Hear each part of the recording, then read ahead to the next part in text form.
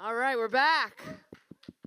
So this chat, I would be lying if I didn't tell you all came together literally in the airport lounge on the way to Cannes.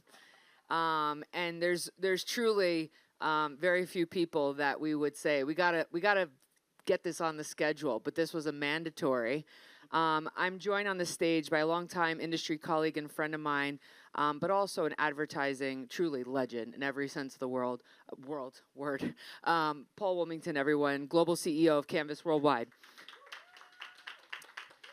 So Paul and I, he's been such an advocate and really an ally in our mission to develop Deep Blue Sports and Entertainment. In fact, he was part of the team as we were really developing the concept just a year ago in Cannes. You became, one of the girls. We were running around at the Carlton together, talking ideas, and all of our athletes that are here with us are big fans of yours. But when we were chatting in the airport lounge, literally getting ready to board, you had shared with me that you were about to release a really significant piece of research or report that your agency conducted around the world of sport. So why don't we start there, Paul? Tell us, shed some light on the state of sports, and then we'll dive into all legendary Americanization conversations around canon sport as we move. Thank you. I'm such a fanboy. This lady is the best, isn't she? And I couldn't be prouder to be here and be an ally. It's the best thing you can be. So the state of sport. We felt like one of the headlines was there's home, there's work, and there's sport, and it's so sort of fundamental to everything that we are as human beings and as community and belonging and participation. So we felt like, but I didn't want to do another report that kind of felt like, Deloitte do their big sports reports, which are obviously, I said, look, can we do the Vanity Fair meets Fast Company for sports? So I'll just make sure for anyone here, we'll the link. And we have a lot of chapters, so we talk a lot about the Olympics. My company, I'm blessed, I love sport. I love women's sport. We've got a huge chapter on, the opportunity in women's sport. We're big advocates for our brands on that, and we've got lots of conversations going with our lovely friend Angela. But different chapters, so Olympics. The chapter that I'm having fun with at Cannes is the Americanization of sport. It's chapter 2. I think we're going to talk a little bit about that, but we have different, takes on it. What does fandom mean? What is community? What does... And I think fandom gets kind of bandied around. I like to talk about it at a much deeper level. What it really can mean for identity, what it can mean for... and also heroes and people that we look up to, role models like Robin. I just said to Robin that my goddaughter, Delilah, was diagnosed type 1 diabetic when she was 7, and I'm very close to her. And Robin is a type 1 diabetic, and she's been a great advocate for the cure, but also for Delilah, who went through anxiety and everything else. But look, role model there, she was there. And so it was like, oh my God, can you do a video for me for Delilah? Anyway, enough. So State of Sports, Vanity Fair meets a Fast Company, Like coming you're a to Cannes. marketer Cannes putting it. edition. Cannes edition. So let's talk about when you say the Americanization of sport. First, let's set the stage. You're very much an American. Totally. As you would tell, it's Queens, but I forgot which Queen. Yeah, go on. Sorry. No, please, and just talk about your affinity for America with respect to Sport or winning. Oh, win. Oh, yes. So I was born in Africa, grew up in Africa, but London was my formative years. And in England, you're losers. I mean, we talk about winning the World Cup in 1966. I mean, talk about, total losers. We're favourites in the Euros, which is absolutely disaster. We lost to Iceland in a friendly a couple of weeks ago. But growing up, essentially, you would, I mean, I loved everything. I loved the Olympics. I would watch it. But occasionally we would win something like a bronze, maybe a silver, occasionally. And then what happens, I mean, you can't make this shit up. So we became really famous in England, in Britain, for ice skating. We used to do figure skating. We won lots of gold medals back in the day. And then it spawned a generation of skaters. And so for like 2 decades we won. But then, so we would all watch it, huge ratings, and then we would like lose. We would lose lots. We became, big in cycling. Anyway, so I come to America in 1996, and we win everything. We fucking win everything. I just went, holy shit, I can just turn the television on, and there's going to be a gold medal winner. It was like cheering and celebrating, winners all the time. And in England, when I was growing up, if you did like kids sports, only the winner would get a medal. My daughter did gymnastics. My son did swimming. Like, my daughter would come 8th and she would get a fucking medal. So even when you didn't win, you won. It's just so liberating. None of that gloomy weather in London, losers, talking about 1966. I mean, talk about it. 1966, black and white television. I don't think you even had color television, and we're still talking about it. Anyway, so that's why I became an American. I'm fully signed up. We relinquished our passports. Kids were born in New York City, and I have still a funny accent. But let's talk about, we were having a really interesting chat on the globalization, obviously, of sport, but then the American application. So we were talking a bit about cricket and your thoughts on what's going on around the world, and now Americans are getting into cricket. So if you could sort of share that background and just how you're viewing it, especially as a marketer, right? Like how obviously getting brands involved, but important for spaces and opportunities to be created. And what you shared with me is like, we just go in and we steamroll. Yeah, it is really interesting. The chapter 2 is the Americanization of sport, and it's not a negative, to be fair. It's show me the money. It's all about where the biggest global headquarters are. In the US. It's where obviously technology's driven a lot of new ways in which we view. A lot of them break in America, but just to go through it. I mean, obviously you've got FIFA coming to Mexico, Canada, and the US, and we're a global sponsor through Hyundai Motor Group of men's and women's, and so that'll be a huge activation in the biggest sales market in the world. So we sell, close to 1.8 million cars a year just in the US alone. So the activation in the US is going to be huge. I worked with Casey Wasserman and the Wasserman Group on the LA bid for 2024. So it was literally the first year of Canvas, which was 8 years ago. We were working on it. I worked on the New York bid, which was obliterated by London. So it was a very funny little anecdote. We were there with Dan Doctoroff and Mayor Bloomberg and all the team at New York, and then we didn't get it. We knew we wouldn't get it, but London got it. So there was still a Brit in me. We won. It was like, oh, we won something. We're not going to win any gold medals, but we won the Olympics. We did it. So the Olympics is going to come in 2028 to Los Angeles, as we all know. So the baton will be, the torch will be handed to LA. I think Casey and the team at the end of Paris. Let's think about it. Formula One is a religion. We were talking actually. It's a religion for many of us. I grew up Formula One. It's not a religion. Drive to Survive popularized it in the States. No country in the world has more than one Grand Prix. America has 3. We had, obviously, Austin's been going for a while. We had Miami, which was the blingest Formula One ever. And now we have Las Vegas. I mean, you think, oh, like, why didn't they ever do Las Vegas before? I mean, Formula One in Las Vegas, wasn't it meant to be? But we have Formula One. Then we have Lionel Messi. You have David Beckham. You know, he decided not to go to Saudi Arabia. He came to America. Well, A, I'd rather live in Miami than Jeddah. And B, you know, he's going to, you know, that will be the next chapter. And actually, probably will end up like David Beckham owning one of the MLS teams. So, you know, forget rounding errors. Cricket. So there's so much more. But cricket's also come. Cricket is the second most viewed sport in the world, believe it or not. It's partly because there's one country called India that has unofficially about 1.8 billion, officially about 1.5.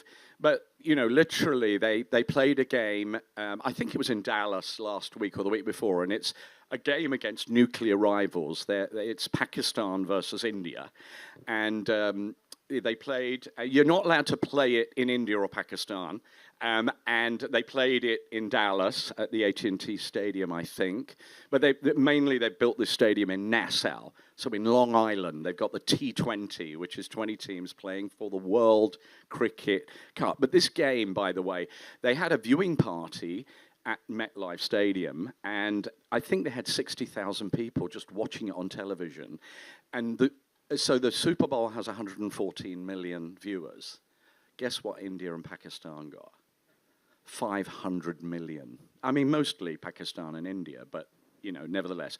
Anyway, yes, it's come to America, No, and Americans don't even know. Please give the just fine point on the gentleman you were on a panel with, where this whole thing came to fruition, that the Americans... Oh, yeah, we were speaking at a sports event put on by IMG in the city, and this reporter, he was very agitated on stage, and we couldn't understand why. And then there was a head of innovation at the NBA, a lovely woman, and the head of international for the NFL, and this guy who was supposed to be representing cricket, and he was so distracted, but what happened, he was actually from Pakistan, and the team lost while he was on stage, and he was like crying, and lost to USA. Yeah, so we are always winning. So it's even rigged. I said that must be rigged for the press. You know, that the USA was going to beat Pakistan, who were the runners-up in the World Cup previously. And by the way, women's cricket is huge in so many of these developing markets. And in India, where there's been so much inequality between, you know, the sexes and different things, it really is one of those democratization sports. So, but that was a little anecdote. Can I just quickly say that also the export. So I did the Super Bowl, and I did a keynote just before Roger Goodell and Tim Ellis, who's the CMO of NFL, and obviously we all know he's the commissioner. And I actually had a whole segment on the NFL. The NFL's now going to be in Brazil. We're going to have an official game in Brazil. We've had Mexico. We've obviously had London. We have Berlin. So it's going international. Every team in the NFL has a country or countries. And Tim Ellis, who's the CMO, did these beautiful ads that ran in the Super Bowl about one of the teams. I think it's the Seattle Seahawks sponsor, grassroots in Ghana, and it was a heartwarming story. So you've got the NBA becoming global. You've obviously got America going international. So that's the whole idea of Americanization. You know, it all roads back, and you can't lose if you're a league. Yeah. Well, I am so, we could go on and on about sport, but you were talking and just in your last remarks about creative. And what number can is this for you?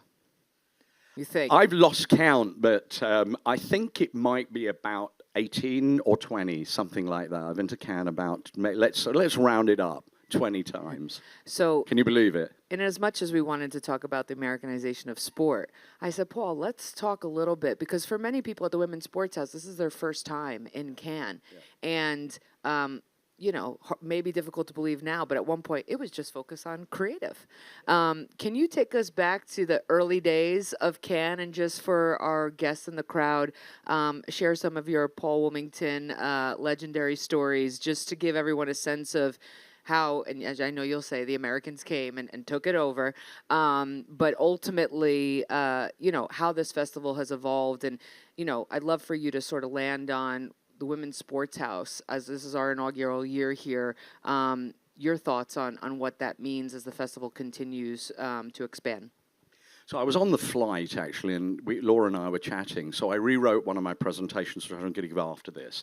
So I'm billed as the Americanization of sport, but I actually, I've got a photograph of Cannes Festival that I first came to. I was 12. Let's just be clear.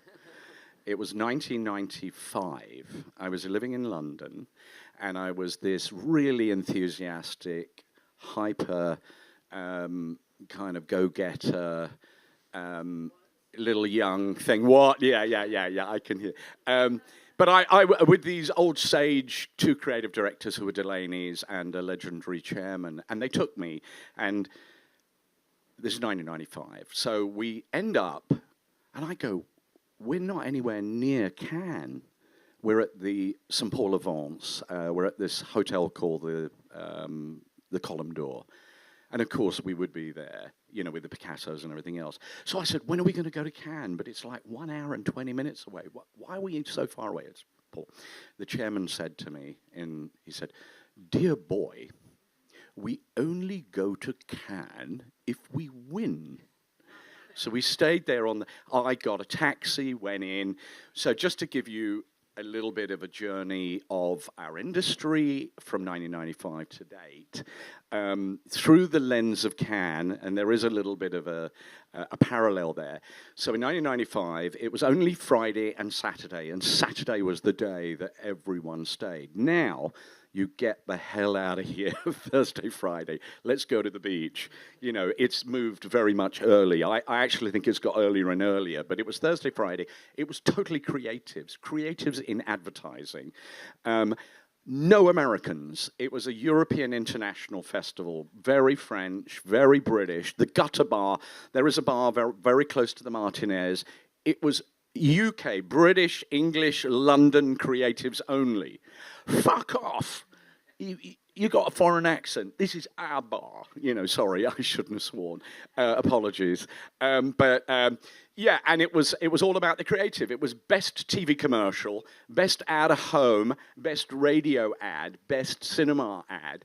And we did win the Grand Prix. We did a great commercial for the TUC. What's a Grand Prix, just so everyone knows? Oh, the Grand Prix is so you win gold lions in each of these categories. There were maybe 5 categories, and then the Grand Prix was you win the. So we won in the category, we came down, and then we celebrated, and then we went back, and then we won the Grand Prix. But it was for the TUC. It was the trade union, teachers union in the UK, and we just took great celebrities talking poignantly about the impact of a specifically named teacher that impacted their life. And we ended on Tony Blair, who was just been, I think 95, I think he'd just been brought into power Labour Party in the UK. Anyway, quickly, I'll speed up. So then, you know, fast forward, I'm then running a company called Naked. We went around the world. We did crazy things. And I used to have a slot on the main stage. Now stages like this are what happens, but the main stage on the Palais, I used to have a naked conversation. So it was meant to be a very raw conversation. I had Coke, Nike, and Google. And so Google were there. It was kind of early 2000s. Andy Byrne, and so they were all clients of ours. And Andy Byrne, who was from Google, was one of 3 people from Google that came to Cannes in the early 2000s. And today, Google, I think, have 400 people. They have a whole hotel. They got Google Beach. So it was. So the metaphor was that was the beginning of the digital age and the atomization of the competitions. I did the first I was the jury chair of the first non-creative competition, which was the Media Lions. We gave Rupert Murdoch Media Man of the Year that year, and it changed Cannes really, because it was production studios, and then clients came in the 2010-ish. Procter and Gamble came, and that really led to then now it's a huge meeting place for brands. And then actually it was CEOs were coming, you know, because it really, the transformation of our industry, not only was it plural in the sense that it had atomized into every definition. By the way, there are, I think, 36 different categories and competitions. So when there were 5, 2 days. It runs for like 7 days. It's still Saturday night for some people is important. I judged the titanium lions because it was also, how do you even define categories anymore?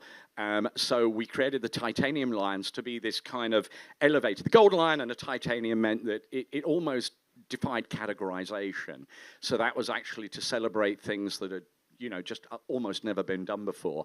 And that was, new category. But, and today, the Americanization, of course, America is the largest bloc, the most important. On the Palais, 160 Americans are speaking on stage. The second country, losers again, the UK, 70. France, that used to dominate this, have 16 speakers on the main stage at the Palais, and so it just shows how it's kind of changed. So very much it just shows the importance of brands, the importance of your leading light. You're not just America. You're looking at women's sport anywhere in the world, but you're based in New York. You can hear it. But just with the few minutes we have left, can you talk about really athletes emerged on the scene last year? It was really the first time, we had Silicon Valley came in, we had, Google, Meta, go down the list, Pinterest, all these sort of Spotify, et cetera, sort of took over the beach and really brought in the digitization, and it's where you would go and you'd hear the buzzwords of what's coming, products, services, et cetera, and so forth. I hear AI is the word, or I guess not a word, but the letters of the festival, and obviously up here is women's sports. But athletes really only started coming to Cannes last year, and in 2 years completely have dominated the speaker circuit. We're here with the Women's Sports House. Just your take on that to close us out. It's crazy, isn't it? It just, you go, it was hidden in plain sight. And I think, it's made, the unsexy sexy. It's, they are advocates, superstars, they're CEOs of their corporation. They're so wise now compared with the old days. It's super sexy. I think athletes and sports is sexier than Hollywood. It sits higher than Hollywood. Hollywood used to be, the pinnacle of creating culture. But you think about it, I think sport is easily, and sport, obviously you define sport. How do you define it? We were talking about e-gaming, that's a sport. It's it follows every demographic. And so it was hidden in plain sight. And I give you, Laura, I'm a fanboy. We're great friends. You brought the first crew, and I'm so blessed to have been allowed to join the crew.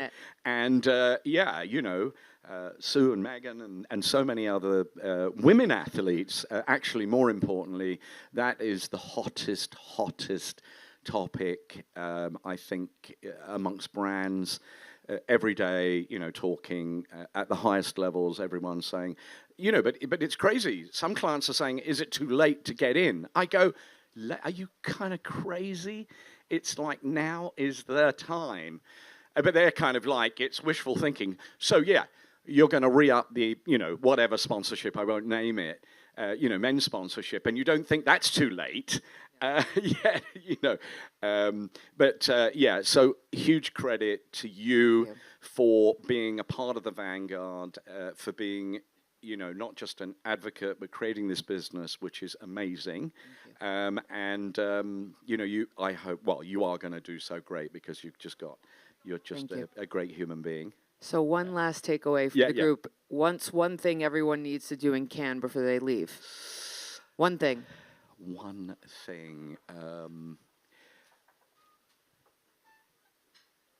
Dance as if you don't give a shit. Dance as if no one's looking or you're in the dark. No, it is. It's... No, I think, of course, I could say everything else, but, the enjoy it. I pinch myself. The older I get more appreciative. I really don't have a cynical bone in me, and I've become more appreciative of relationships and friendships. Walking down the Croisette, a woman came up, and she's a dame now in England. Yeah, the only winners we have is Sir Knighthoods and Damehoods. And she's, and I haven't seen her for 25 years. And she came and gave me the biggest hug ever. I hadn't seen her for 25 years, and we met on the Croisette. So I felt like I was dancing. That's the serendipity of this. And I heard that you guys were dancing till very late last night. We were. Well, we are so appreciative of you coming. More importantly, carrying the torch into rooms that we're not in to spread the word about the impact and influence of women's sports and female athletes. I appreciate you coming and taking the time to sit with us on this stage. And I love that we planned it in 5 minutes and we got to share a little bit of anecdotal can for everyone. And go America. Everyone's a winner, really. Thank you all. Thank you.